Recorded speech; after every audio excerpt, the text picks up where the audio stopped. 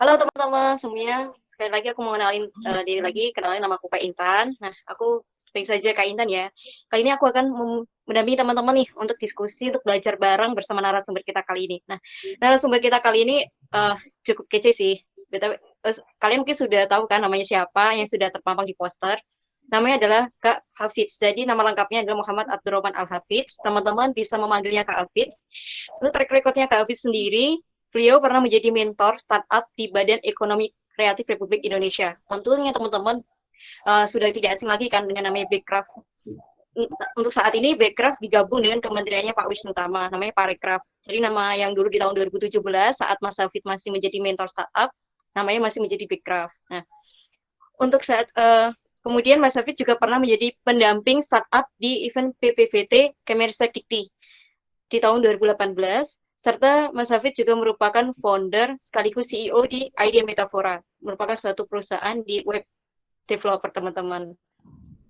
Dan Mas Hafid ini mungkin sepak kerjanya sudah melang buana lah ya tentang gimana tentang dunia startup dan sebagainya. Bahkan di usia Mas Hafid yang saat ini masih muda, karena Mas Hafid kelahiran 95, jadi terbilang masih muda lah, sudah punya usaha juga, dan sudah menjadi mentor startup juga di Backcraft, kemudian di mentor pendamping juga di BPPT-nya Kemenristek Dikti.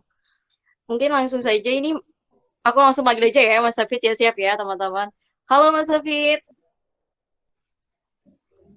Ya, halo semuanya. Halo Halo Mas Mas. Hafid. Ya, oke. Mungkin Mas Hafid ini mau kenalan. Tadi Mas Hafid request dulu teman-teman ke aku. Katanya Mas Hafid mau kenalan dulu nih sama teman-teman. Mau nyapa teman-teman terlebih dahulu. Monggo Mas. Em, ya ini kalau boleh tahu rata-rata daripada pada mahasiswa semester berapa sama jurusan apa ya? Monggo nih perwakilan. Coba ya aku tunjuk salah satu. Coba aku tunjuk beberapa nama ya Mas ya. Coba Langsung deh. di chat aja mungkin ya. Maksudnya biar saya kalau pas menjelaskan juga bisa lebih lebih enak gitu. Oke. Monggo teman-teman bisa langsung chat di room chatnya di Google Meet. Oh, ada yang ilmu ekonomi juga. Oke. Akuntansi, MIPA. Semester 2, semester 4 ya rata-rata masih.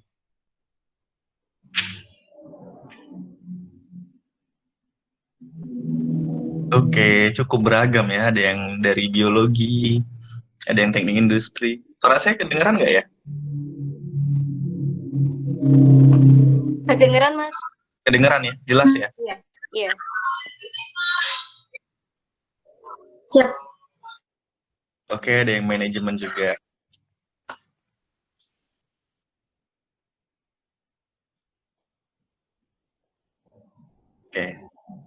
Oke, oke, udah cukup. Sangat beragam ternyata ya. Oke.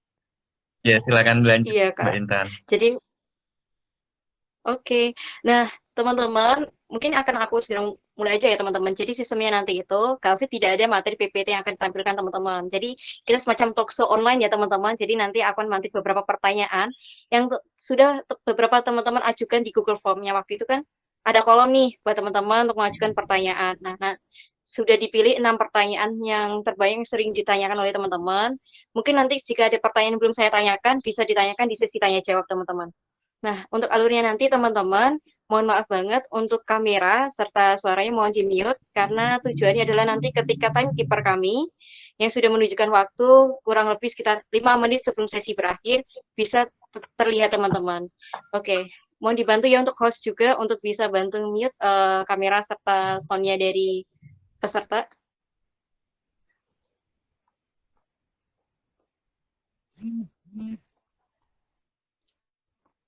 Oke, mungkin saja nih Mas. Langsung ya Mas ya, kita Oke, mulai tanya-tanya nih Mas. Oke. Kan di sini kita pelatihannya itu adalah kita ingin tahu nih tips-tips atau bagaimana pandangan dari seorang juri. Nah, berhubung Mas Hafid kan juga punya pengalaman juga kan di bidang mentoring serta juri tentang startup ataupun lomba-lomba bisnis. Pertanyaan ya, pertama nih Mas, yang mungkin ini banyak sekali ditanya-tanyakan oleh beberapa peserta, yaitu ya. apa yang sebenarnya menjadi penilaian paling penting bagi seorang juri dalam perlombaan bisnis plan? Apa Yang Mas yang paling paling penting. penting? Oke. Eh, Mm-mm. ini nggak boleh nampilkan sesuatu sama sekali, atau kalau ada hal-hal yang relevan bisa ditampilkan kira-kira ya? Bisa ditampilkan, Mas. Monggo. Oh, bisa ditampilkan. Silakan. Oke. eh, Mungkin saya sedikit ini dulu, overview sekilas saja. Ada beberapa poin penting yang mungkin bisa saya share ke teman-teman dulu. Baru setelah ini saya minta waktu paling 5 menit ya, 5 sampai 7 menit lah. Ada slide yang bisa saya share ke teman-teman, baru mungkin dari sini bisa digali lebih dalam nanti. Tadi pertanyaannya adalah apa yang bisa diulangi mungkin? Penilaian paling Penilaian penilaian paling penting. paling penting ketika kita lomba bisnis ya, lomba Ya. bisnis atau oke. Saya coba tampilkan, ada beberapa slide.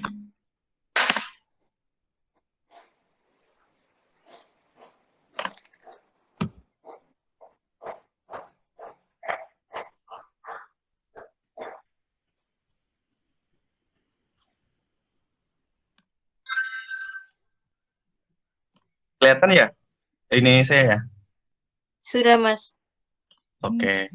Nah, ketika kita kompetisi bisnis, biasanya yang ingin dilihat oleh juri itu adalah pandangan secara holistik atau secara luas dari proposal bisnis atau bisnis plan yang dikerjakan oleh para peserta lomba tadi ya. Nah, ada beberapa framework yang biasanya kita pakai, walaupun nggak selalu harus pakai framework bisnis. Jadi framework itu kerangka kerja untuk memudahkan peserta atau memudahkan, sebenarnya framework itu bisa dipakai oleh siapapun yang ingin em, merancang suatu bisnis atau merencanakan membangun suatu bisnis. Nah, yang paling umum itu adalah BMC atau Business Model Canvas. Nah, di Business Model Canvas ini kita tentukan semua nih, partner atau mitra yang akan kerjasama dengan kita itu siapa, kita isi semua di sini. Kalau kursor saya kelihatan nggak ya di sini ya? Halo? Kelihatan, Mas. Kelihatan ya? Oke. Kelihatan, oke. Mitranya siapa saja atau key partnernya, terus key activity, aktivitas utamanya apa saja di sini kita tentukan.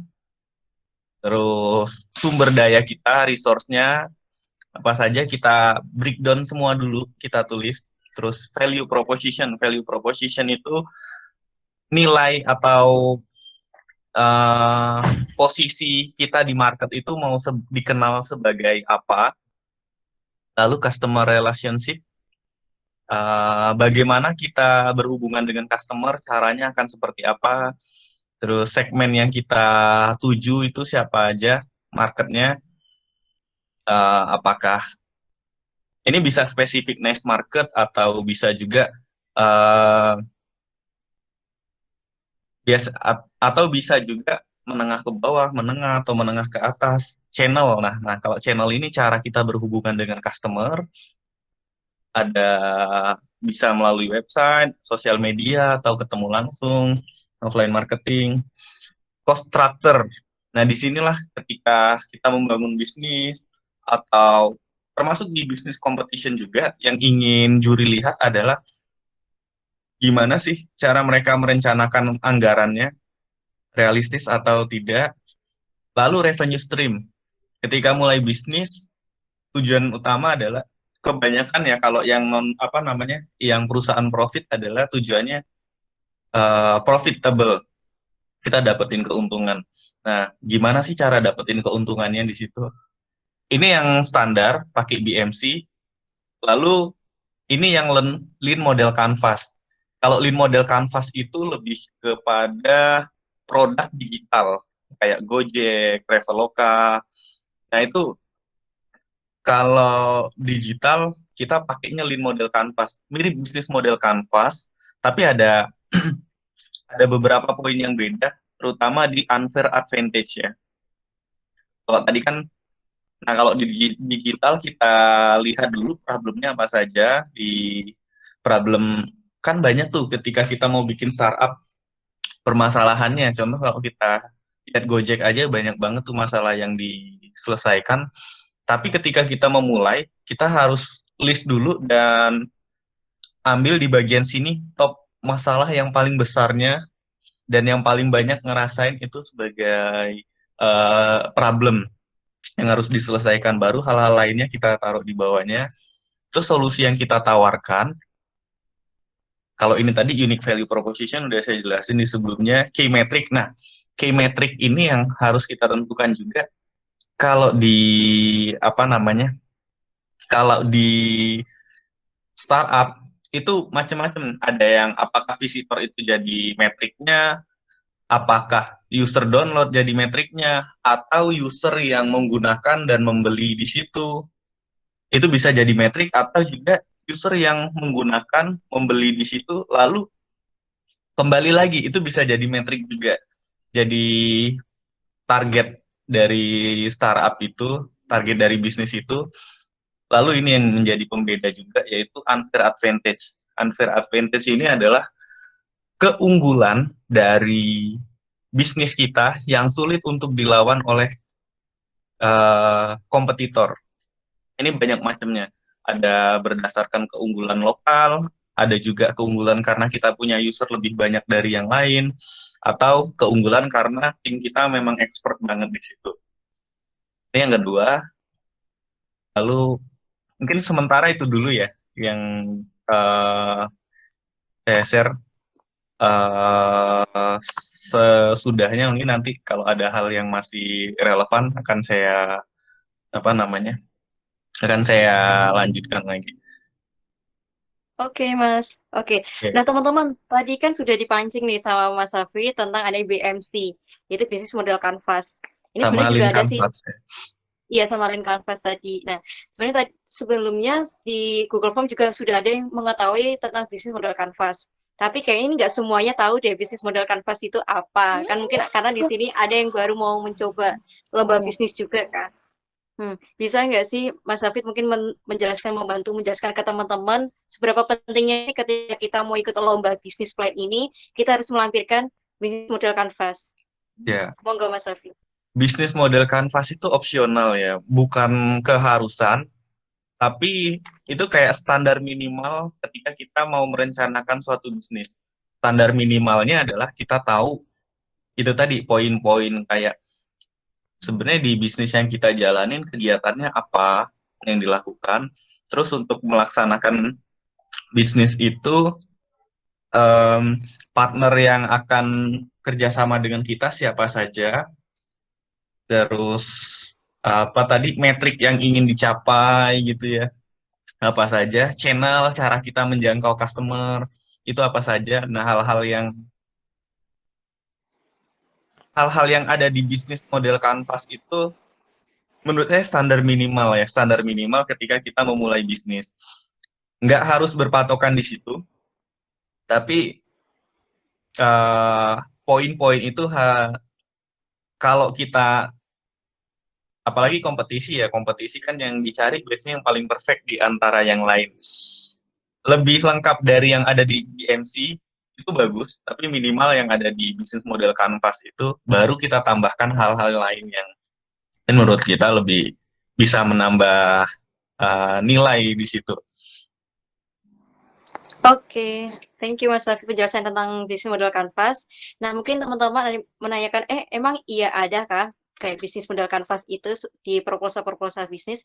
Teman-teman mungkin kalau tahu tentang lomba-lomba bisnis kan macam-macam nih teman-teman. Ada yang dari kampus, ada yang dari kementerian dan sebagainya. Nah, biasanya kalau dari kementerian itu emang ada yang menginginkan ada bisnis model canvas gitu. Nah, lanjut lagi nih Mas Hafid.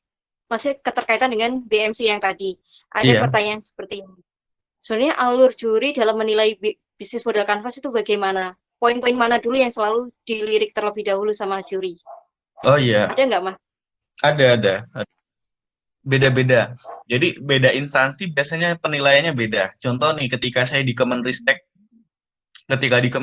biasanya yang kita nilai itu adalah nilai penelitiannya atau apa sih yang sisi teknologi yang menarik banget dari tim ini.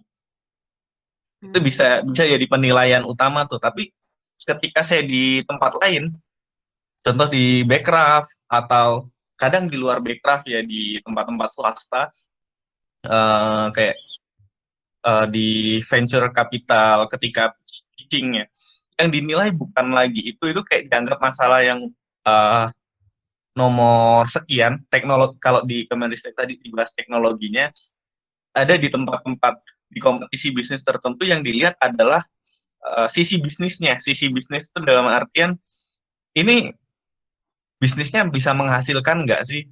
Bener nggak sih? Kadang ide keren banget, tapi eksekusinya nggak realistis gitu loh. Nah, yang perlu dilihat adalah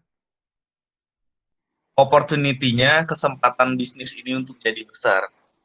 Selain itu juga, yang lebih luas lagi, kadang yang kita lihat itu, bisnis modal kanvas itu hanya untuk melihat ide ini arahnya kemana. Tapi yang lebih penting lagi, kita lihat itu adalah siapa tim yang mengeksekusi di baliknya, dan nah, ketika kita ikut kompetisi kan ada beberapa jenis kompetisi ya. Ada yang masih ide aja, ada yang udah jalan kadang bisnisnya dikompetisiin. Kalau kompetisi startup ya di Indonesia banyak banget juga yang bisnisnya udah jalan terus dikompetisiin. Nah, kalau hal-hal kayak gitu biasanya yang kita lihat adalah traction. Traction atau pertumbuhan bisnis yang sudah jalan. Kalau tadi bisnis digital, usernya setiap bulan nambah berapa sih, itu juga jadi penilaian. Oke. Oke, Mas, berarti tadi menarik juga masalah tergantung instansi ya, Mas ya, yang mengadakan.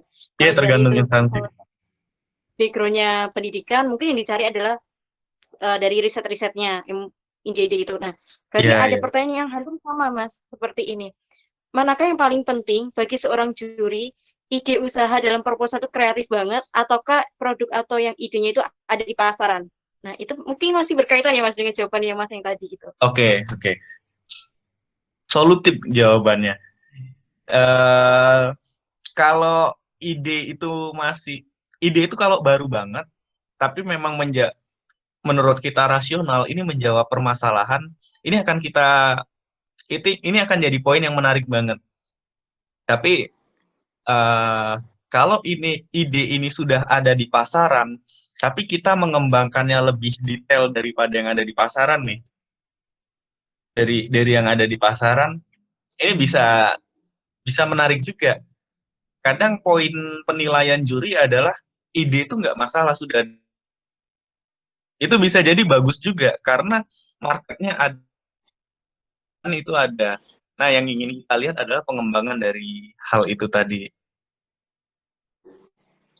Oke, cukup menjawab ya, mungkin ada yang tanya Iya. seperti ini, bisa ditanya.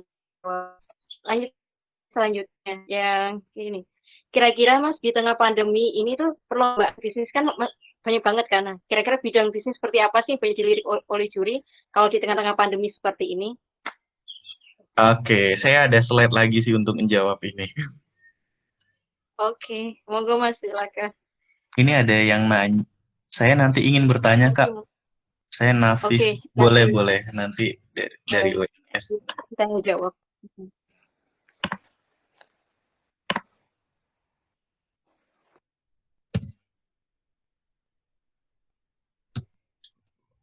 Bisnis apa aja di kondisi, kalau kita bahas kompetisi bisnis menarik sebenarnya ketika COVID kayak gini. Tapi poin ini nih, kita juga harus ngelihat, kita kalau ngomongin bisnis sekarang, kita gimana survive di kondisi COVID sekarang, gimana nah ini nih, gimana kita menghadapi aturan pemerintah di BB ini, terus layoff. Jadi ketika kita memulai bisnis, nggak memulai aja sih, maksudnya ketika kita memikirkan bisnis di tengah-tengah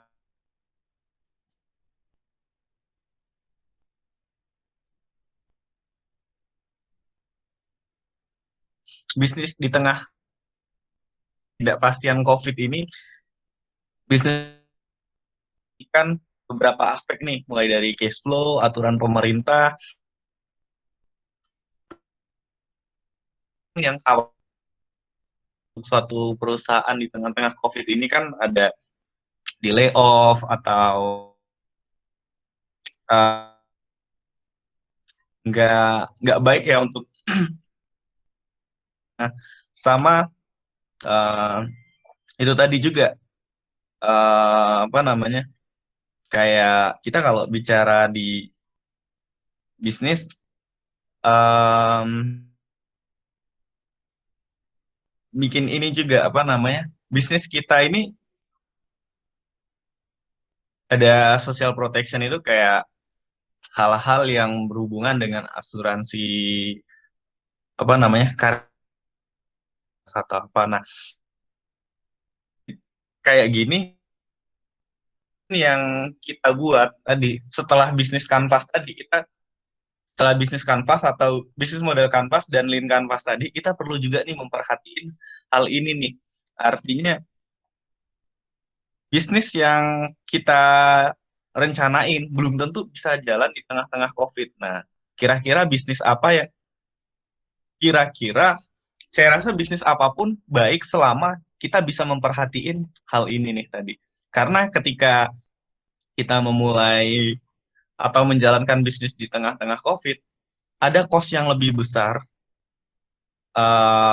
ada cost yang lebih besar dan yang kadang nggak terfikirkan bagi banyak orang tuh adalah cost of recovery. Cost of recovery itu ketika bisnis ini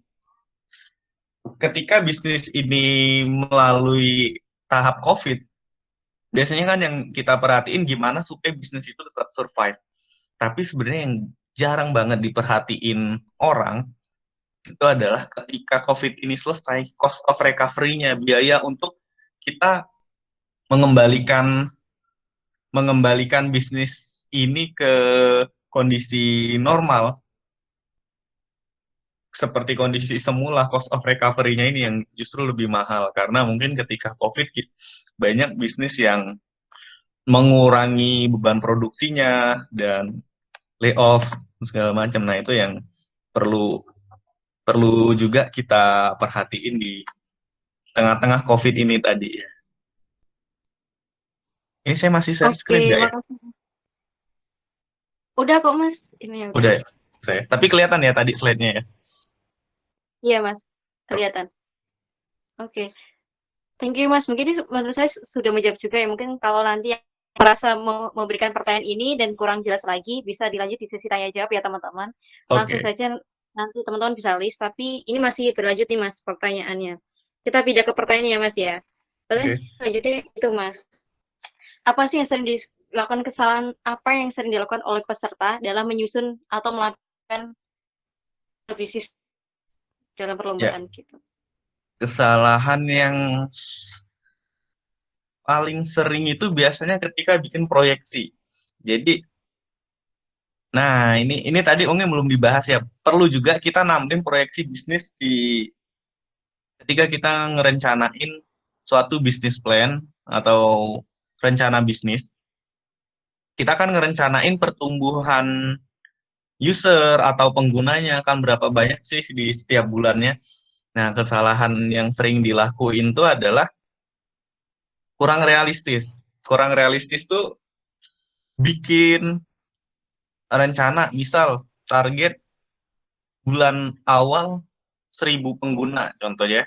Bulan awal 1.000 pengguna, bulan kedua 10.000 pengguna, bulan ketiga 100.000 pengguna. Kalau kita lihat kan, kalau bisnis yang baru mulai, apalagi dengan, biasanya kan ada rencana biaya ya, rencana anggarannya ternyata biasa-biasa aja, maksudnya anggarannya nggak banyak, nggak ada dana dari investor, tapi kita ngerencanain dengan angka yang menurut saya tadi untuk dapetin 100.000 pengguna dalam 3 bulan, sedangkan di bulan sebelumnya, di bulan pertama ngerencanain 1.000 itu kan masih agak nggak masuk akal. Atau sebaliknya kita ngerencanain bisnis tapi terlalu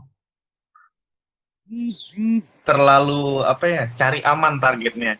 Target bulan awal cari 1 pengguna, bulan kedua cari 2 pengguna, bulan ketiga cari 3 pengguna. Itu kayak terlalu cari aman dari Oh, apa namanya? Terlalu cari aman targetnya itu nggak menarik juga, dan itu jadi poin penilaian yang ini yakin nggak sih bikin bisnis plan gitu. oke. Nah, mungkin teman-teman itu mungkin yang dimaksud Mas Hafi tadi adalah proyeksi keuangan ya Mas ya. Ada proyeksi keuangan, ada proyeksi bisnis juga. Proyeksi keuangan Dan sama proyeksi target proyeksi bisnis target target ya. pengguna. Oke, nah teman-teman mungkin sudah pernah ikut lomba bisnis plan, mungkin tahu ya itu bagian bab apa, karena di dalam proposal bisnis kan banyak banget, ada beberapa bab-bab yang harus dipenuhi. Nah, ada bab tentang proyeksi keuangan, proyeksi target, itu mungkin teman-teman harus realistis ya Mas ya, berarti ya Ya harus pikirannya. harus Jangan, ya rasional ya. Maksudnya mm-mm. bisa, oh ya ini masuk akal, bisa dicapai gitu. Oke. Achievable Kadang lah mungkin untuk bahasanya. Oke Mas, kadang mungkin biasanya ya Mas ya untuk menarik perhatian juri mungkin ini aku kira aku lambungin aja nih angkanya supaya juri tertarik gitu ya. Padahal juri juga bisa menilai ya Mas ya itu Iya kira-kira iya juri ini juga. rasional nggak ya gitu. Nah, itu mungkin bisa teman-teman buat catatan ketika nanti buat proyeksi juga di dalam proposalnya gitu. Nah, Sama em, anggaran mungkin anggaran yang nggak hmm, realistis juga itu bisa jadi apa namanya, kesalahan peserta sih. iya sih benar. Gitu. Nah, mungkin ini sepertinya 6 pertanyaan yang 6 pertanyaan yang dipilih oleh panitia, Mas, itu sebenarnya sudah terjawab semua nih, Mas, Sudah sebenarnya. terjawab semua Tapi ya. coba kita tanya-tanya dulu ya, Mas ya. Coba Oke. dari penjelasan-penjelasan yang tadi nih. Biasanya nih, Mas, kalau peserta nih kan ada yang bingung nih ketika nyusun proposal. Kadang mereka kalau ditanya kompetitornya ada nggak? Gitu. Nah, biasanya itu ada yang aku berarti ada yang mikir seorang juri kadang ada yang bilang bahwa wah kalau belum punya kompetitor berarti ini belum layak nih gitu kan, masih ini belum ada di pasar, ini kayak susah banget sehingga banyak teman-teman atau peserta yang bingung ini gimana nih strategi untuk menulis kompetitor, itu biasanya dikeluhkan Oke. juga Mas. Oke.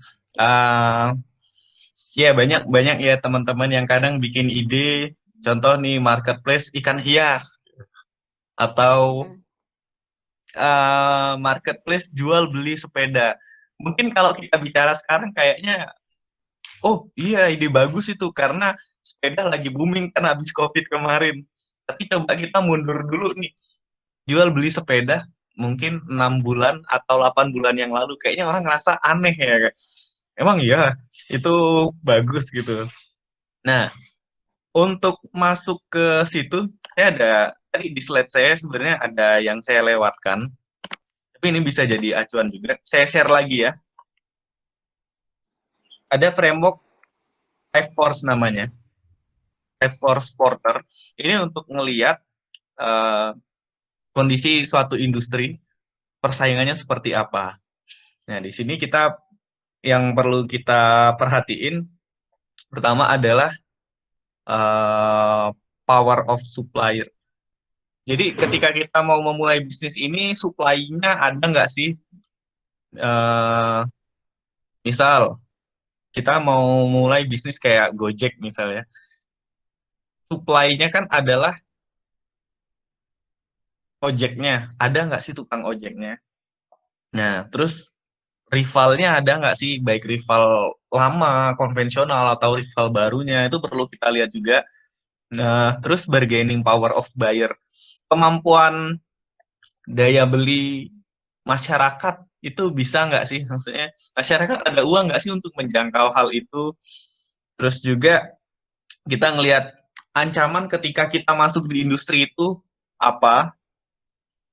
Ada kompetitor itu bisa jadi ancaman, tapi nggak ada kompetitor itu juga bisa jadi ancaman. Kenapa ancaman?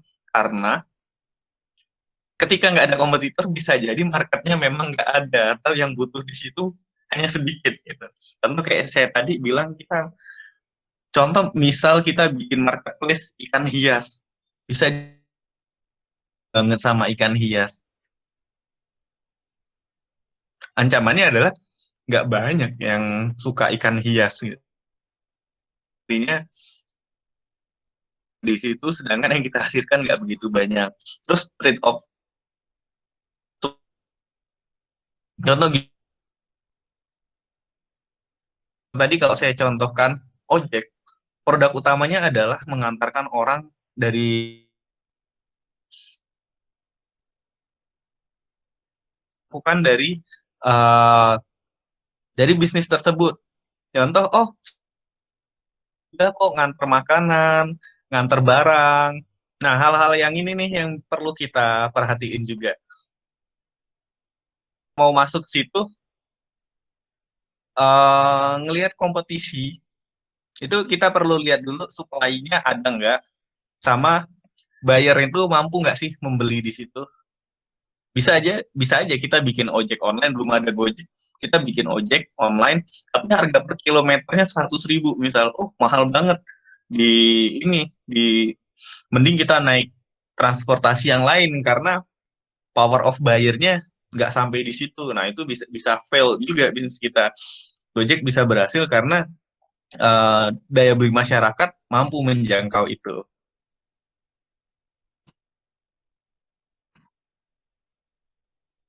Oke, halo, halo, Mbak Intannya kemana ya? Eh, halo Mas, Iya, iya, itu iya. Mbak Intan lagi ada panggilan dari kantor kementerian, urgent katanya. Oh iya, iya, oke. Oleh karena itu, karena materiannya dan pertanyaan 6 dari yang dipilih oleh panitia sudah dijawab, kita Iya, bisa masuk ke sesi tanya jawab. boleh. Bagi peserta yang ingin bertanya, silakan mengikuti format di room chat. Kemudian setelah diizinkan baru boleh bertanya. Tadi ada Mbak Nafis Saiful dari UNS. Silakan, mungkin Mbak Nafis mau bertanya apa?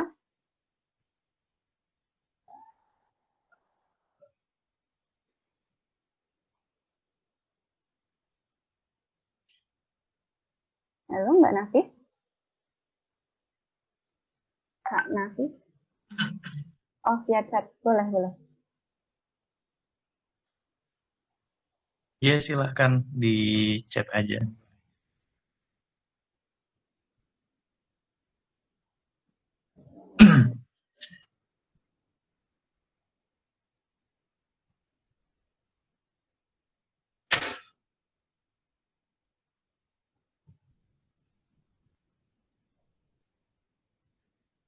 Ini kalau ada bagian-bagian dari yang sudah saya jelaskan tadi kurang jelas juga bisa langsung ditanyakan aja ya.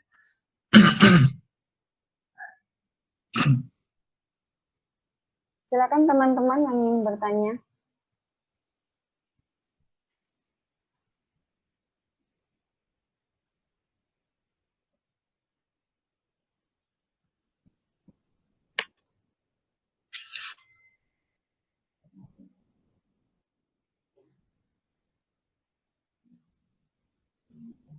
Jadi gini, saya bacakan pertanyaannya ya. Jadi gini, kan biasanya dalam kompetisi lomba mahasiswa ada dua jenis, yaitu business plan competition dan business case competition. Nah, perbedaan dasar kedua lomba tersebut itu bagaimana ya, Mas? Oh, kalau business plan competition, kita merencanakan suatu bisnis yang umumnya kita bebas memilih topik ya.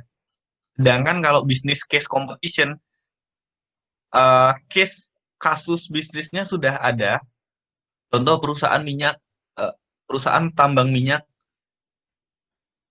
mengalami masalah perizinan. Dia sudah investasi ratusan miliar di situ, tiba-tiba izin pemerintah dicabut atau di ditolak oleh masyarakat. Kondisi lingkungan di situ tidak mengizinkan perusahaan itu untuk tetap beroperasi. Nah, ini kan ada kasus di sini. Nah, kalau business case competition biasanya seperti ini, dan beda-beda ya pertanyaannya, tapi kebanyakan yang ditanyakan adalah bagaimana kalian menyelesaikan permasalahan tersebut. Bagaimana kalian memberikan solusi untuk permasalahan tersebut. Nah, itu business case competition. Jadi yang dicari ketika di business case competition adalah solusi dari perusahaan yang sudah ada tapi bermasalah. Sedangkan kalau business plan competition, bisnisnya belum ada baru direncanakan. Oh, sudah jelas ya? Yang bertanya Kak Nafis?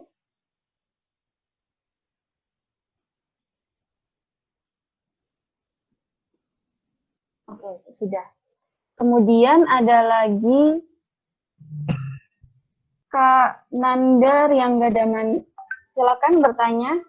Mungkin mau lewat chat atau audio langsung silakan. Ya, saya bertanya lewat audio saja. Silakan. Terima kasih atas kesempatannya. Saya ingin bertanya dalam konteks bisnis secara besar. Mungkin saya masih pemula di bagian bisnis seperti ini. Tapi saya ingin bertanya tentang industri 4.0. Apakah masyarakat Indonesia siap nih penerapan beberapa perkembangan teknologi di era industri 4.0? Karena kan kita tahu ini ada banyak banget perkembangan di bidang teknologi seperti IoT atau juga berbagai ya perkembangan teknologi lah yang praktis. Nah, apakah masyarakat Indonesia siap untuk penerapan teknologi ini dalam menyelesaikan masalah-masalah di Indonesia, dalam masalah-masalah di sosial? Terima kasih, Kak. Oke, terima kasih Mas Nanda Riangga Damanik ya. Tentang industri 4.0, sebenarnya market, kalau kita lihat marketnya, market itu udah sangat siap dengan segala macam hal-hal yang baru.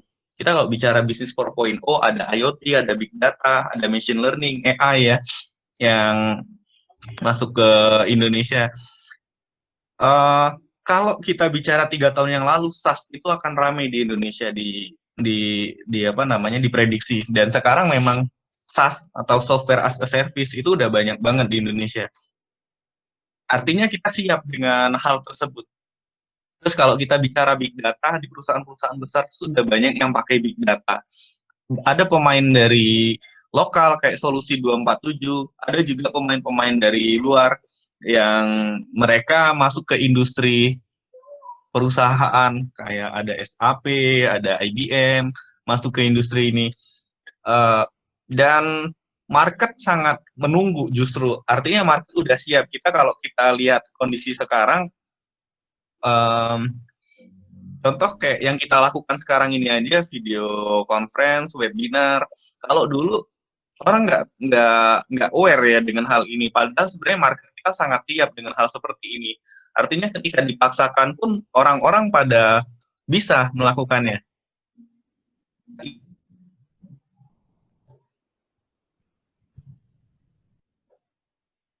Benar-benar developernya, kreatornya. Saya rasa di IoT, tapi yang di Internet of Things adalah supply bahannya. Supply bahan itu masih mayoritas kita ambil dari China. Sensor-sensor yang terjangkau itu, yang bagus-bagus itu banyak kita ambil dari China. Kita biasanya beli dari China. Kebetulan saya juga ada di ID Metafora. Kita pernah ada proyek permintaan dari Pertamina untuk bikin sistem untuk deteksi detak jantung dan tekanan darah. Jadi driver Pertamina bisa deteksi detak jantung dan tekanan darahnya dari smartwatch saja, dan pihak manajemen tinggal memantau tuh kondisinya. Nah, problemnya adalah ketika kita create sendiri produknya, biaya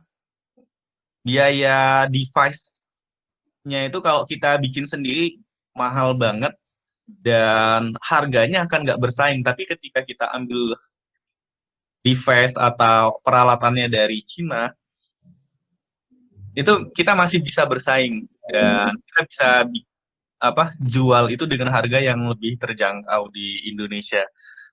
Jadi jawabannya tadi dari pertanyaan Mas Nanda adalah market sangat siap dengan hal tersebut. tinggal developer atau kreator yang mempertimbangkan ada market-market. Kalau kita bicara big data, AI, machine learning, kita bisa banget bersaing.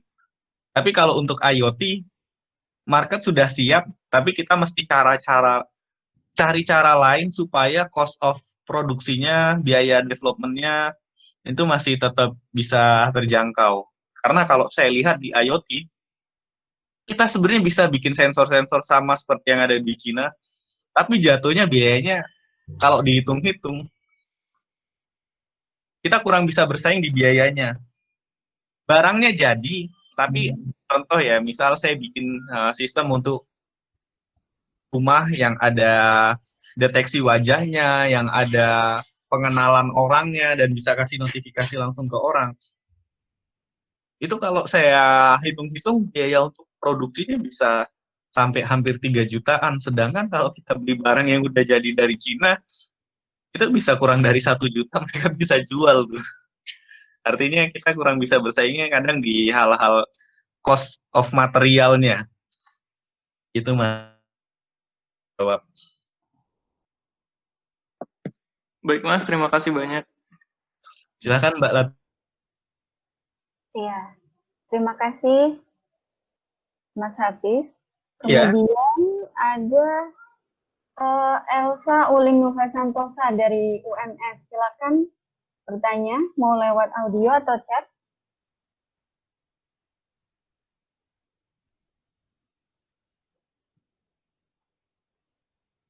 Oh, lewat chat. Gimana? Mbak Elsa bertanya, bagaimana prosedur penyusunan untuk bagian perizinan, sedangkan bisnis plan kita masih baru. Kemudian apabila bisnis plan kita bergerak pada bidang jasa bukan produk, mekanisme pembuatan tata letak produknya itu seperti apa? Terima kasih, Mas. Mekanisme pembuatan apa? Pembuatan tata letak produknya. Apabila bergerak pada bidang jasa bukan produk. Coba bisa diulangin Mbak tadi pertanyaannya.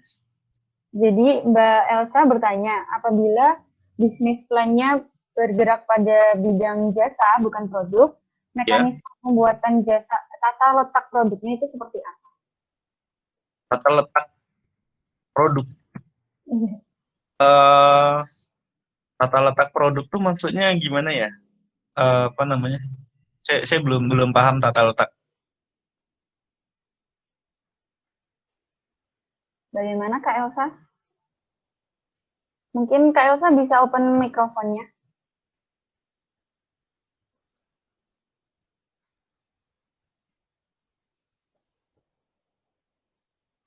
Tata letak.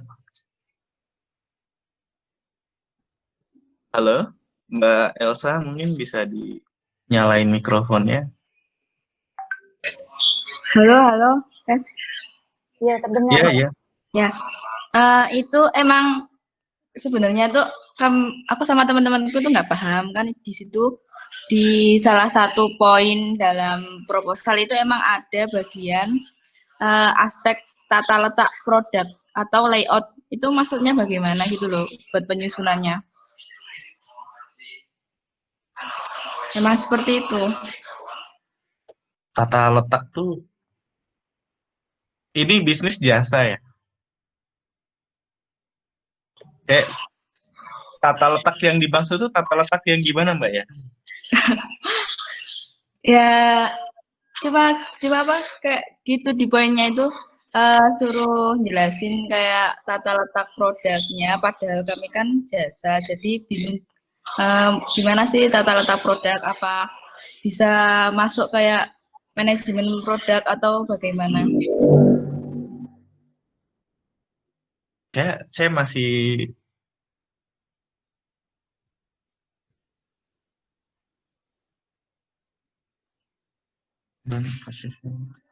bentar, ini ada beberapa yang jawab di chat nih pertanyaan. Saya belum benar-benar paham clear ya, maksudnya maksud pertanyaannya tadi apa. Cuman mungkin saya coba mungkin tata letak mungkin Mbaknya bikin posisinya. Jadi gini, kalau bisnisnya produk, biasanya kan gimana cara untuk menampilkan, mungkin ya saya beranggapan contoh di retail. Kalau bisnis retail tata letak kayak kita nata barang di toko, itu memang ada tips dan triknya yang umumnya adalah barang-barang yang paling banyak dicari ditampilkan di depan. Nah, saya beranggapan mungkin pertanyaan Mbak Elsa tadi untuk bisnis jasa seperti apa sih penerapannya ya?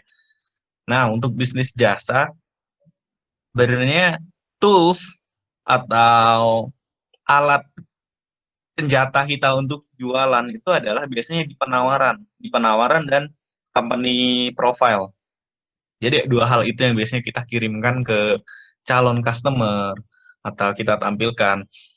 Atau saya beranggapan aja, misal kalau tadi di retail kan di toko, kalau bisnis jasa mungkin punya website atau punya sosial media. Nah, seperti apa penataan layoutnya ya, layout atau tata letaknya. Biasanya bisnis jasa itu punya produk turunan yang banyak banget. Tapi yang perlu kita tampilkan biasanya cukup tiga, cukup tiga layanan utama, atau bahkan kalau bisa satu layanan utama yang kita tampilkan supaya supaya customer nggak bingung. Contoh saya punya perusahaan IT,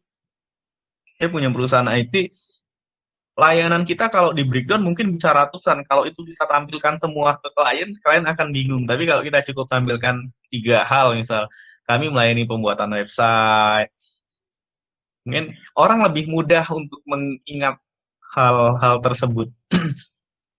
Jadi yang ditampilkan di utama adalah produk intinya, produk yang punya kekuatan atau yang paling mudah dimengerti klien. Baru untuk produk-produk lain, targetnya adalah klien yang sudah deal dengan kita. Jadi gitu mungkin Mbak Elsa ya, yang dimaksud tata letak tadi.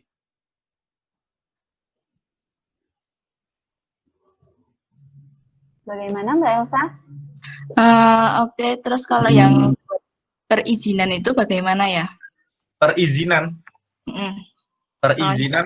maksudnya gimana kita Perizinan. ngurus perizinan gitu atau? Perizinan itu bisa kayak bikin SIP seperti itu ya? Oke. Ya, jadi kalau bisnis real memang kita kadang membutuhkan perizinan. Nah, untuk perizinan itu sebenarnya di bisnis secara real, perizinan itu biasanya baru diurus ketika kita sudah coba menjalankan bisnisnya dan bisnis ini kita sudah dapetin beberapa customer, baru biasanya orang-orang ngurus bisnisnya, ngurus legalitasnya. Jadi proses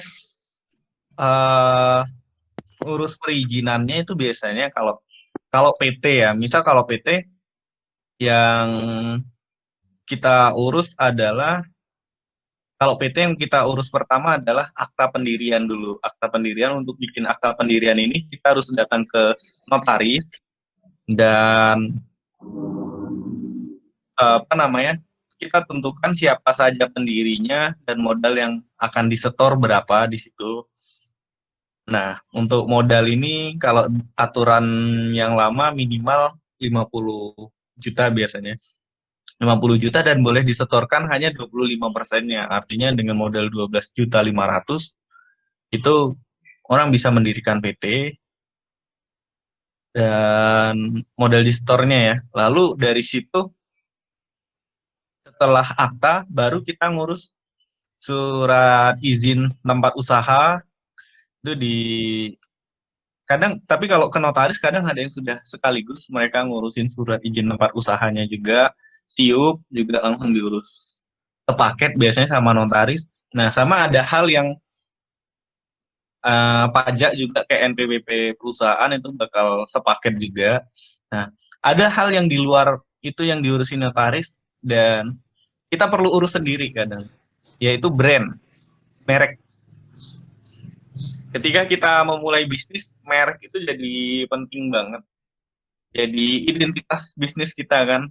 Nah, kita perlu juga ngecek merek itu. Kita bisa cek di ini ya, di apa namanya? Ini kalau bicara bisnis real di PDKI Strip Indonesia dgip.go.id, saya chatkan aja di ini di. Nah, itu website untuk ngecek merek, suatu merek sudah terdaftar atau belum. Juga untuk ngecek hak cipta di situ bisa. Jadi kita bisa tahu siapa pemilik merek suatu bisnis dari situ tadi. Misal ya mungkin saya presentasiin di sini, kita untuk ngecek merek. Misal merek apa ya yang mau saya cek? Misal saya dari di Metafora, saya punya merek tertentu. Nah, nanti kelihatan di sini siapa pemilik merek tersebut, didaftarkannya sejak kapan, kategori. Ini bisa juga jadi tools ya buat teman-teman kalau mau ngecek. Kalau mau memulai bisnis, mau milih nama bisnis, ngecek mereknya sudah ada yang pakai belum sih? Cek di website itu tadi. Legalitas paling itu sih biasanya. Jadi kalau saya rangkum tadi ada akta pendirian, surat izin tempat usaha atau situ, terus surat izin usaha perdagangan kalau jualan ya SIUP, terus NPWP, sama merek tadi. Itu semoga terjawab pertanyaannya. Sudah terjawab ya, Kak Elsa?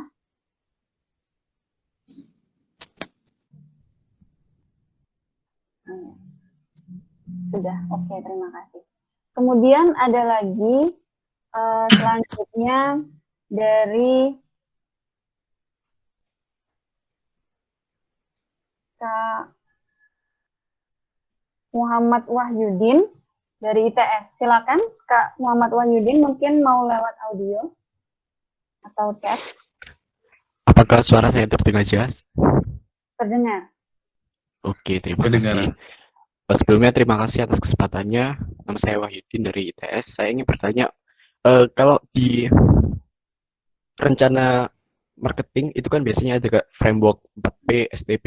Nah, sedangkan kalau di rencana operasional apakah ada framework khusus atau hanya dijelaskan sekedar kayak narasi deskriptif aja?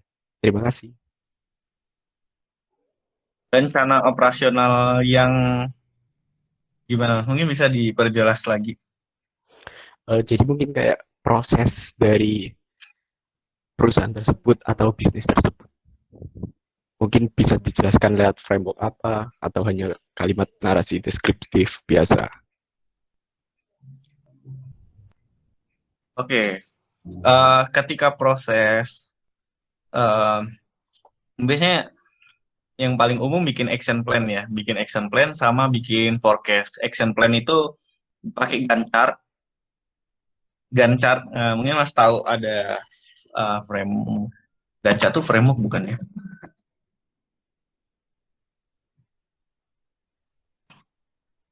Jadi coba saya share ini lagi. Nah, ketika kita bikin ini plan, eksekusinya atau operasionalnya kita bisa bikin di Gantt chart nih dengan seperti ini.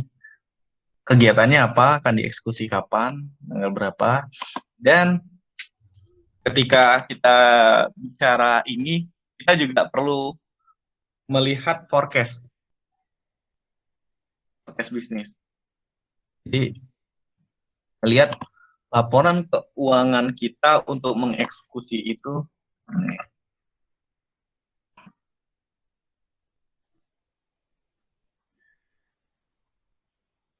Saya nggak dapat yang jelas, tapi biasanya kalau di perusahaan termasuk yang saya jalankan juga ada seperti ini.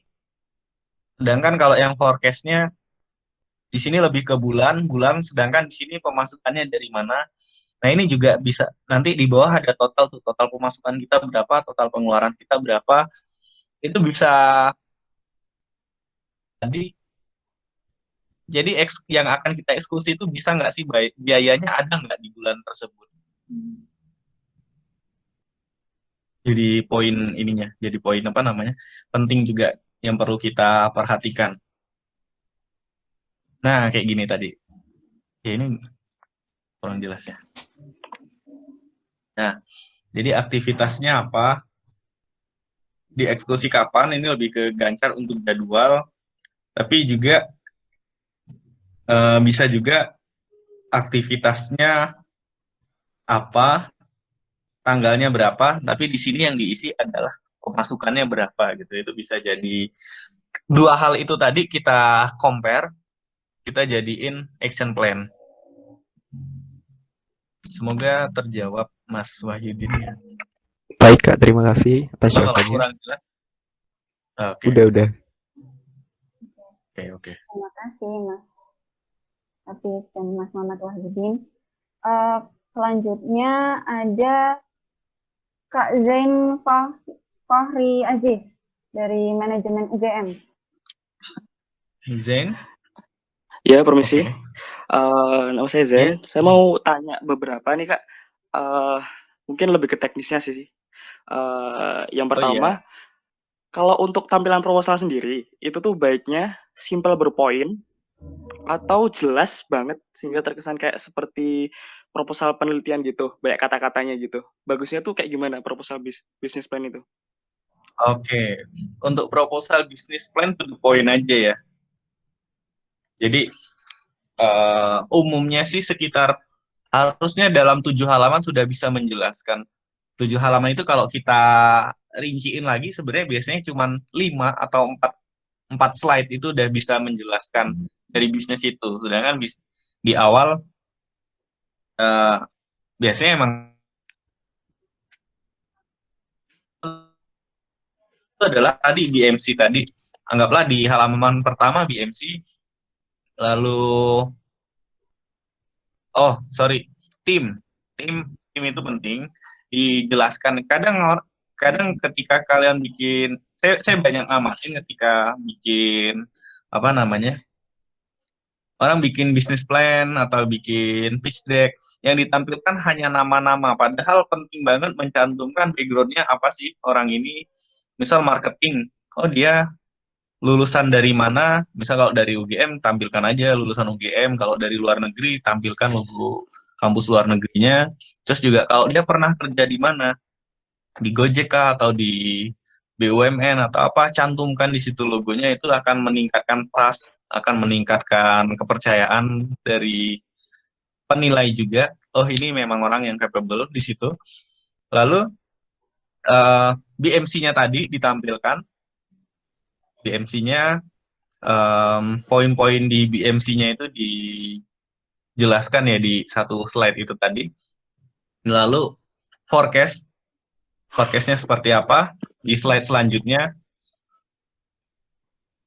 Dan kalau ada kompetisi bisa ditampilkan ininya tadi, framework, bisa SWOT, bisa juga 5 force yang kayak saya tunjukkan tadi, 5 force frameworknya tadi.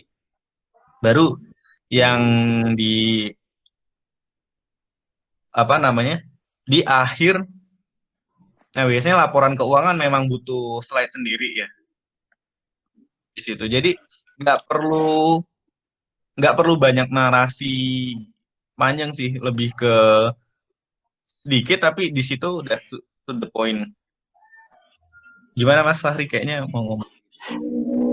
Oh ya, terus untuk apa namanya, forecast ya, untuk laporan laba rugi itu kan buat kita yang baru bisnis itu kan kayaknya agak susah tuh loh untuk ngasih angka di situ. Kira-kira ada panduan khusus nggak untuk apa namanya, kita nyelesain forecast yang untuk laba ruginya itu? Forecast itu bukan ke laba rugi ya, tapi lebih ke target yang ingin kalian capai. Jadi gini, saya coba lihatkan.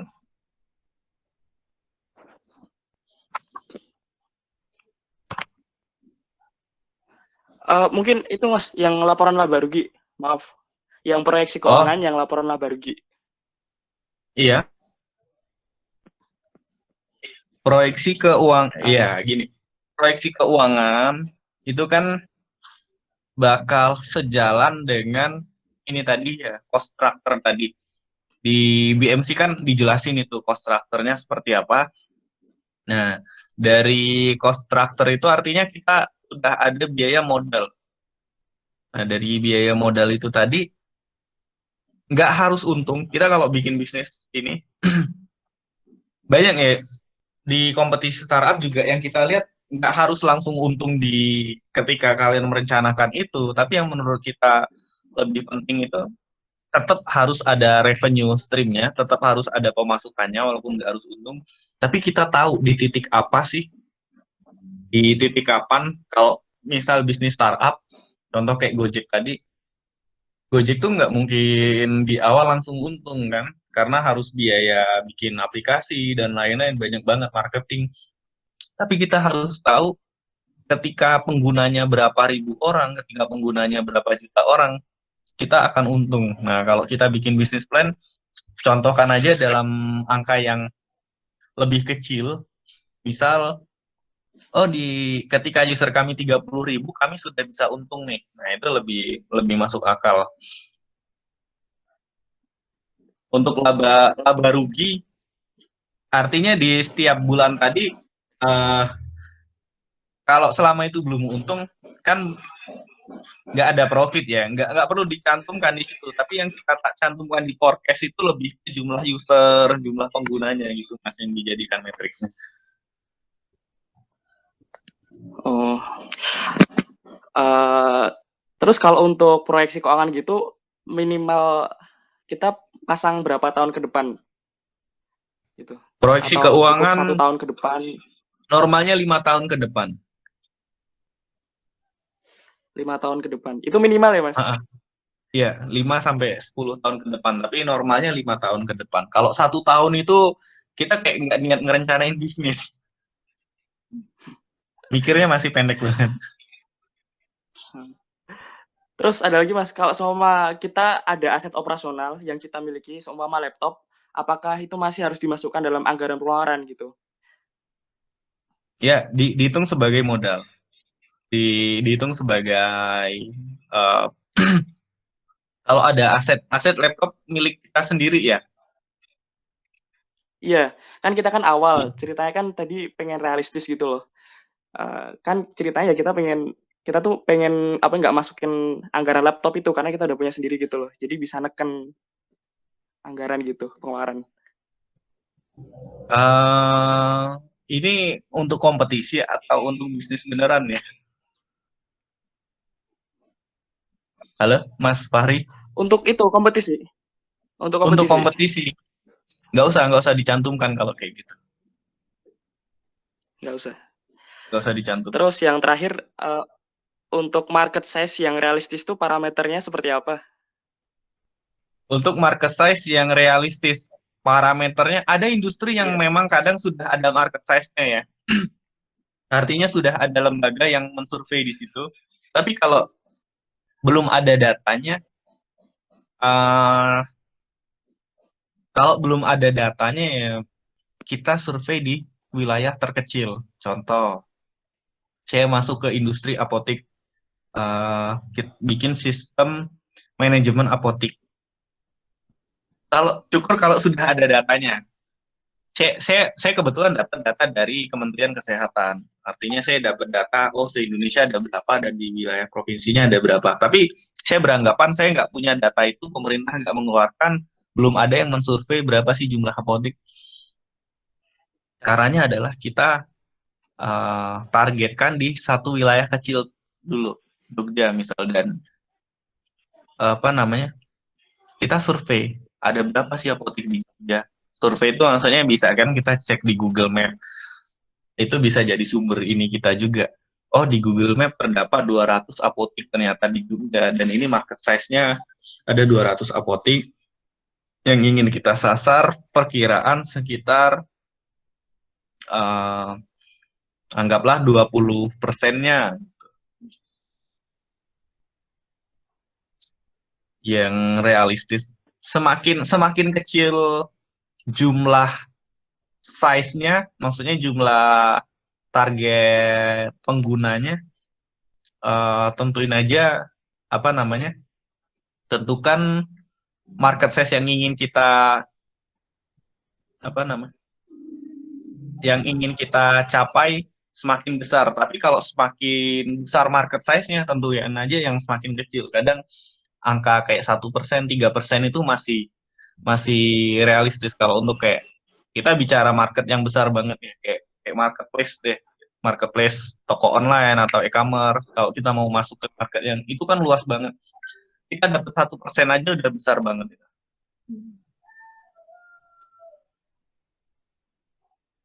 Bagaimana Kak? Eh, terus terakhir, mungkin ini teman-teman juga ngerasain. Kan tadi Mas bilang, mungkin aku ngerasain juga kan beberapa penyelenggara lomba itu mungkin ada format tersendiri untuk proposal. Iya. Kalau seumpama format itu tidak mendukung keinginan kita, seumpama kayak BMC sama SWOT itu biasanya kan ada beberapa lomba yang dia ngasih format tapi di situ nggak ada keterangan untuk nyantumin BMC terus SWOT itu. Apa kita iseng masukin, apa itu bisa mempengaruhi penilaian gitu?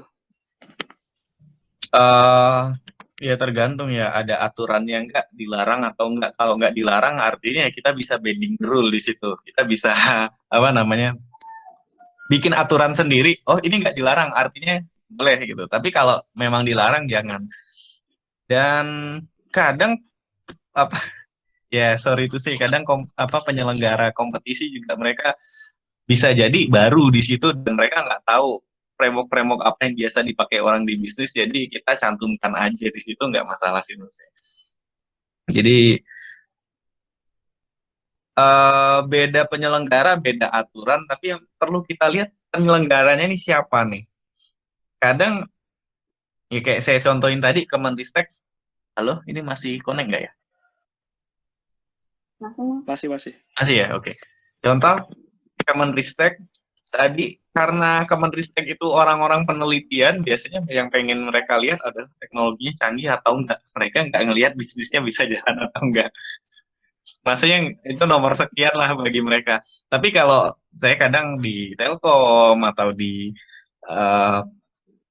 apa namanya di kompetisi-kompetisi yang dari BUMN gitu, kadang mereka ngelihat sisi bisnisnya gitu, sisi bisnis. Tapi ada juga inkubator-inkubator yang melihat sisi impact-nya.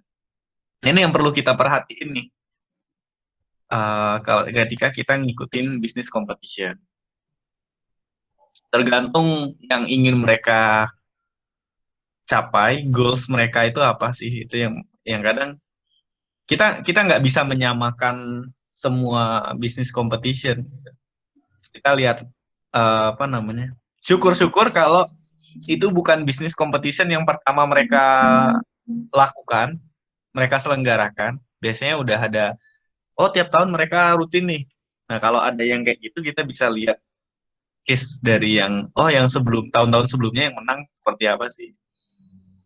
Kalau mereka sebenarnya bagus tuh tadi diceritain ketika ikut bisnis competition, kadang sudah ada template ininya.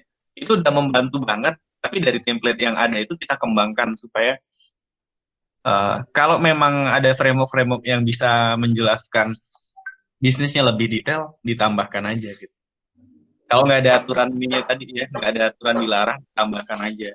Itu bisa jadi poin plus juga bagi penilai. Artinya kalian memang paham dengan bisnis ini. Gitu Mas Fahri. Kak Fahri sudah terjawab ya? Ya sudah, makasih Mas, maaf banyak banget. Oke, santai. Terima kasih. Kemudian ada lagi Kak Arhama Madani dari FEB UGM, silakan menanyakan satu pertanyaan.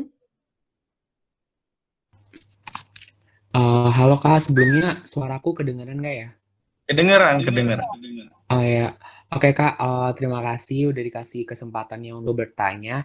Nah sebelumnya aku sebenarnya mau tanya aja sih Kak, kalau kita bukan dari, sebenarnya kita ikut kompetisi, terus kayak dari satu tim itu tuh kita nggak ada yang backgroundnya ke pembuatan aplikasi atau apa ya, kayak istilahnya lebih ke base yang bener-bener teknologi 4.0 gitu. Tapi yang kita pengen bawa di bisnis plan kali ini tuh tentang pembuatan sebuah aplikasi gitu. Nah menurut kakak apakah dengan background yang kitanya nggak ada terus kita dengan menggunakan kerjasama dengan web developer atau application developer itu cukup, dan yang kedua kalau untuk platform seperti ini kan seharusnya ada kayak unfair apa ya, bukan unfair advantage-nya sih, kayak ada advantage-nya yang paling mendukung di antara kompetitor yang lain. Nah, karena ini basisnya dia bisnis model Canvas, itu apakah bisa ditaruh di value proposition atau sebenarnya yang harus ditaruh di value proposition untuk bisnis dengan apa ya, bisnis dengan model digital seperti ini kayak gimana ya, Kak? Terima Oke. kasih. Eh, Mas Ar Rah Rama Arhama, iya. Arhama, oke. Iya. Mas Arhama. Tadi ngikutin dari awal nggak Mas ya? Ngikutin. Ngikutin. Jadi Hmm. untuk bisnis digital itu lebih cocok kita pakai yang Lean Canvas. Oh, tapi sorry Kak, sebelumnya itu dari kayak penyedia lombanya kayak ngasih frameworknya tuh yang bisnis model Canvas gitu. Jadi kita kayak nggak bisa milih kalau mau pakai yang lean model Canvas gitu. Oke, berarti Heeh. kita cukup tambahkan di value proposition, di bagian value proposition-nya itu Oh, kita tambahin unfair advantage-nya. oh oke. Nah, terkait pertanyaan yang kalau nggak ada orang IT di tim kalian ya, kalau Iya. itu bisnis competition, menurut saya nggak masalah. Jadi yang perlu, tapi kalian perlu tahu dengan teknologi. Misal tadi kan perlu ada teknologi 4.0-nya di situ. Kalau butuh IoT, setidaknya kalian paham bagaimana sih IoT-nya itu akan bekerja. Kalau di situ ada AI-nya, kalian mesti perlu paham. Contoh AI kadang ada pengenalan wajah, bagaimana pengenalan wajah itu membantu ide bisnis kalian tadi. Yang penting itu sih menurut saya. Karena ketika bisnis competition kan yang dilombakan kebanyakan ide ya. Kalau kalau tadi masih sebatas ide. Tapi kalau lomba startup baru yang agak beda nih. Kalau startup memang kadang yang perlu dilihat adalah foundernya siapa yang bisa mengerjakannya itu. Tapi kalau masih business plan competition, saya rasa nggak harus ada orang IT juga di situ. Yang penting tim intinya ini tadi paham. Kalaupun timnya belum ada yang paham, ya diskusi-diskusi sama temen yang orang IT gimana cara menyelesaikannya dengan teknologi, itu bisa jadi solusinya juga. Kalian nggak harus kok tim kalian ada yang orang IT gitu. Mending kan idenya tadi kalian pahamin dengan teknologi itu seperti apa teknologi itu menyelesaikan masalahnya gitu Mas. Oke Kak, makasih banyak. Oke, sama-sama. Terima kasih sudah bertanya dan terima kasih Mas Hati juga sudah menjawab. Oke. Masih ada waktu, lalu ada yang bertanya lagi. Kak Amanina Ratnayu Wicaksana, boleh bertanya, mau dengan audio atau dengan chat?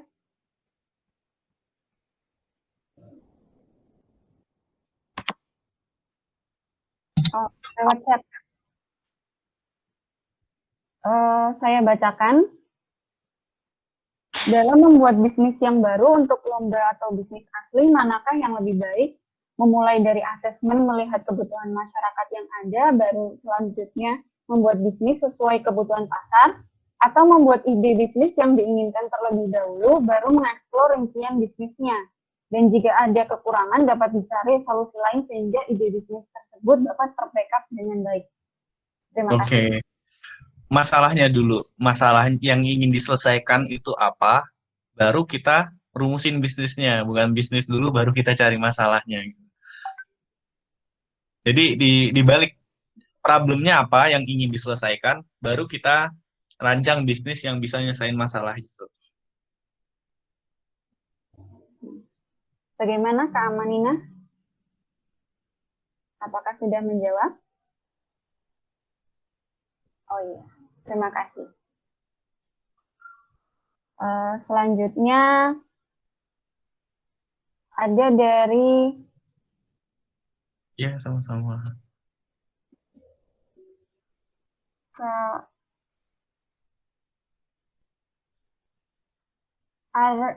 Artyasari Prihadi dari UGM izin bertanya, untuk mengikuti bisnis case misal, berarti harus belajar dalam temanya kan? Dan kalau seperti di contoh, sepertinya bukan hal yang umum diketahui case-nya. Nah, untuk pemula, belajar mengajukan ide tersebut bisa dari mana? Apakah melakukan riset paper atau penelitian lapangan atau tidak perlu sejauh itu, Pak? Gimana? Bisa diulangin, Mbak? Sorry, tadi agak kurang jelas pertanyaannya. Kalau misalnya mengikuti bisnis case, harus belajar dari mana temanya? Apakah harus melakukan riset paper atau penelitian lapangan atau tidak perlu sejauh itu? Enggak perlu sejauh itu. Kalau bisnis plan, kita bisa ngelihat ini sih. Kalau di situ dikasih tema, sebenarnya kita udah terbantu tuh karena temanya spesifik kan biasanya. Tapi kalau kita nggak dikasih tema di situ, kalau untuk bisnis plan, kita bisa ngelihat permasalahan yang terdekat aja yang ada di sekitar kita nih, apa kira-kira em, itu itu aja kita jadiin ide. Misal, oh sulit nih cari tempat makan yang ada apa namanya jual makanan sehat atau apa, nah itu bisa jadi bisnis plan, apa namanya, bisa jadi bisnis tertentu. Bisa juga, oh susah cari sayur sekarang, kita bisa bisa gimana sih cara nyelesainnya dengan teknologi. Itu bisa jadi juga ide bisnis. Jadi lebih ke kepekaan, apa ya, lebih ke kita coba peka dengan kondisi sosial sekarang. Dari situ kita bakal biasanya terasa tuh, oh permasalahan di masyarakat itu apa sih, dan kita coba selesaikan dengan bisnis gitu. Nggak harus dari paper, kadang ya terlalu ini kan, mungkin lebih sulit bikin papernya daripada bisnis plan-nya malah nanti ya. Bagaimana Kak Artyasari?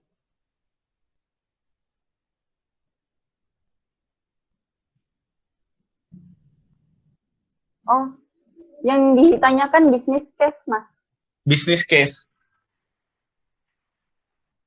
gimana bisnis case tadi? Bisnis case-nya apakah perlu riset yang sejauh tadi seperti mencari paper, lalu riset penelitian? Kalau bisnis case ya tergantung bisnis case-nya seperti apa. Kalau kadang ada perusahaan yang ngasih bisnis case-nya, itu perusahaan yang baru juga, belum banyak datanya. Saya rasa nggak perlu paper, tapi kalau perusahaan itu perusahaan besar, contoh Pertamina, Chevron, atau perusahaan-perusahaan yang sudah puluhan tahun, saya rasa banyak data-data tentang perusahaan itu biasanya di internet. Nah, itu bisa kita lihat dari paper, bisa dari berita-berita yang beredar, itu bisa kita jadiin ini juga. Bisa kita jadiin, selama sumbernya valid ya.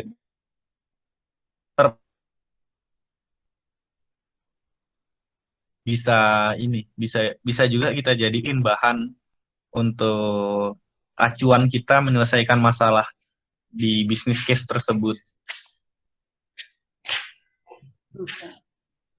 Sudah terjawab ya? Oke. Oh ya, terima kasih. Ya, sama-sama, terima kasih. Kemudian ada lagi untuk Kak Ferry Hermawan dari FMIPA UI. Silakan Kak Feni. Halo? Oh, ya. Kak Feni? Halo.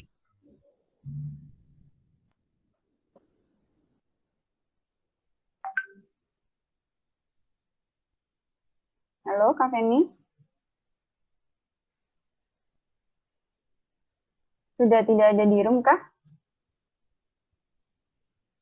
Oh, baiklah. Kalau begitu dilompat mungkin ke pertanyaannya. Halo Kak, Oh, halo. sudah. Di Iya. via chat Kak, saya ingin bertanya, apakah untuk lomba bisnis plan memungkinkan untuk membuat bisnis yang kerja sama dengan perusahaan besar walaupun hubungan itu belum tentu diterima gitu. Lalu jika hubungan itu tidak diterima, bisnis kami itu akan sulit berjalan karena kami seperti menambah fitur untuk bisnis di perusahaan besar tersebut. Terima kasih Kak. Nah, bisa, nggak apa-apa. Jadi, kalau selama ini masih bisnis case, selama itu bisnis plan, kalau ada kemungkinan-kemungkinan yang kita harus kerjasama dengan perusahaan besar, anggap aja kalian sudah kerjasama dengan perusahaan besar atau kan perusahaan besar itu mau berbisnis dengan kalian. Case-nya masih plan ya. Plan itu artinya belum dieksekusi, jadi nggak masalah kalian bikin tadi apa namanya rencana bisnis yang bekerja sama dengan perusahaan besar. Lalu jika udah bisnisnya sudah berjalan, jadi bisnis plan itu yang dilihat adalah konsep biasanya, konsep atau masih draft yang belum dieksekusi. Beda kalau lomba startup. Kalau lomba startup yang dilihat memang hasil eksekusinya gitu. Jadi ada bisnis plan, ada bisnis case. Kalau bisnis case juga bukan, kalau bisnis case juga belum sampai ke tahap eksekusi. Jadi bisnis plan sama bisnis case itu masih lebih ke yang ingin mereka lihat adalah pemikiran kalian. Jadi jangan khawatir sulit kerjasama dengan perusahaan besar. Jadi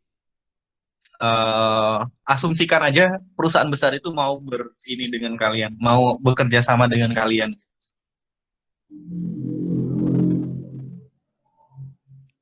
Oh, oke, terima kasih Kak. Iya, sama-sama. Terima kasih Kak Femi, terima kasih Mas Hafiz. Lalu ada pertanyaan lagi dari Kak Wita Wimala. Selamat pagi, saya Wita Wimala dari Unpad. Izin bertanya, dari sisi finance yang biasa digunakan dalam lomba bisnis plan maupun case, bagian apa yang menjadi highlight penilaian juri selain forecasting dan financial statement-nya? Terima kasih.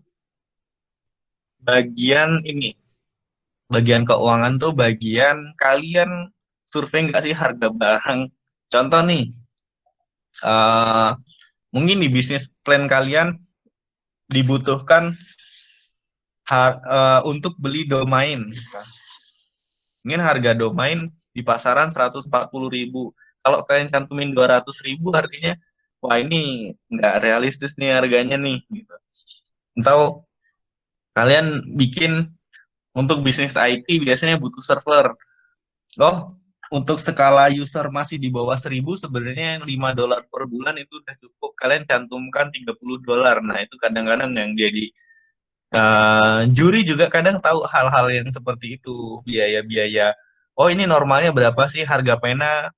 Misal normalnya 4.000, kalian cantumkan 10.000. Nah, itu kadang jadi poin-poin penilaian yang pena apa nih yang mau dibeli gitu.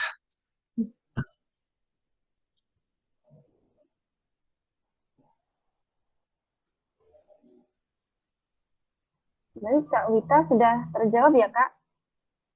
Iya.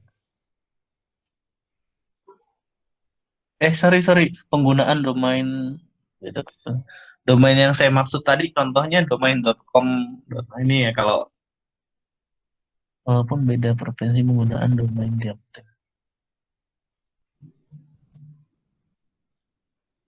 Domain yang saya maksud tadi contoh kalau kita beli, kalau di internet itu kan kalau mau bikin website ada domain namanya.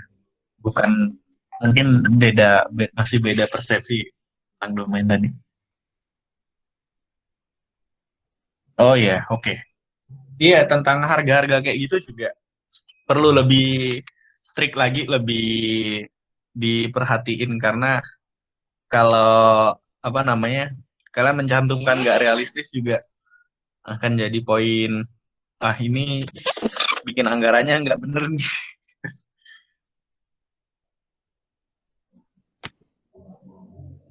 Oh, ya. Terima kasih atas pertanyaannya, Kak Wita. Oke, terima kasih Mbak Wita. Lalu, Mas Arama bertanya lagi, tadi sempat ketinggalan untuk terkait problem BMC dituliskan di bagian mana ya Kak? Gimana? Tadi sempat ketinggalan untuk problem BMC dituliskan di bagian mana ya Kak? Di bagian ini yang nanya ini tadi ya, apa namanya, unfair advantage-nya ya. Dicantumkan di bagian value proposition-nya. Jadi ketika kalian punya unfair advantage atau keunggulan yang ini nggak relevan nih kalau dilawan sama kompetitor kalian, kan di bisnis model kanvas nggak ada, tapi bisa dicantumkan di value proposition-nya. Sudah terjawab ya Kak Arama?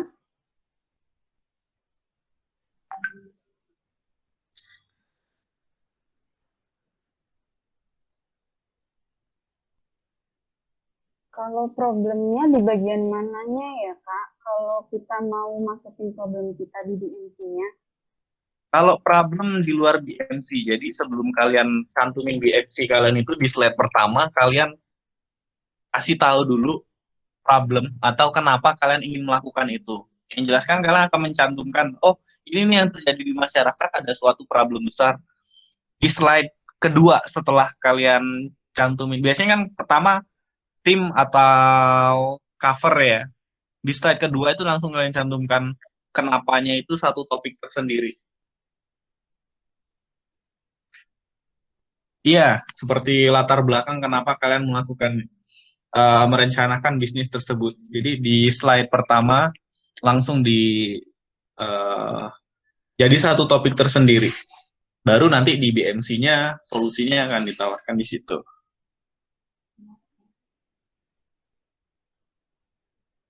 Sudah terjawab ya pertanyaannya? Sudah Kak, makasih. Ya, sama-sama. Dengan ini sesi tanya jawab sudah ditutup.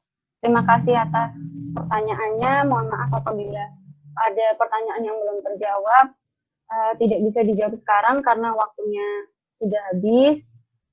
Sekarang sudah masuk saya akan menyampaikan notulensi untuk pematerian kali ini dan juga dari tanya jawab. Jadi kawan-kawan untuk mempersiapkan lomba bisnis plan perlu tahu per bab itu tujuannya apa saja, bagiannya diperhatikan, khususnya sesuai dengan kata Mas Hafiz tadi soal bagian proyeksi yang masih banyak salah oleh peserta, harus lebih rasional lagi. Kemudian penilaian setiap institusi itu berbeda terkait proposalnya, tergantung dengan institusi yang mengadakan lomba bisnis plan tersebut. Kalau misalnya yang mengadakan kementerian, maka dari risetnya yang lebih diperhatikan. Jika dari perusahaan swasta, maka dilihat mungkin lebih dari peluang marketnya. Kemudian sangat penting untuk peka kepada lingkungan untuk saat ini. Jadi ide-ide dan dari permasalahan yang ada bisa diambil dan dijadikan ide dari lomba bisnis plan yang akan disusun. Lalu jangan lupa untuk mencantumkan background tiap tim, jangan hanya nama di proposalnya. Untuk proposal lebih baik to the point dan tidak terlalu bertele-tele. Itu yang saya rangkum selama ini, sejauh ini. Terima kasih kepada panitia, kepada Mas Hafiz juga sebagai narasumber sudah mau meluangkan waktunya untuk berbagi ilmu dengan kita. Kemudian tadi ada Mbak Intan, mohon maaf tadi Mbak Intan sudah dipanggil oleh Bapak Pratikno, Menteri Mensesnek, karena ada urgensi harus rapat, sehingga saya yang menggantikan sebagai moderatornya.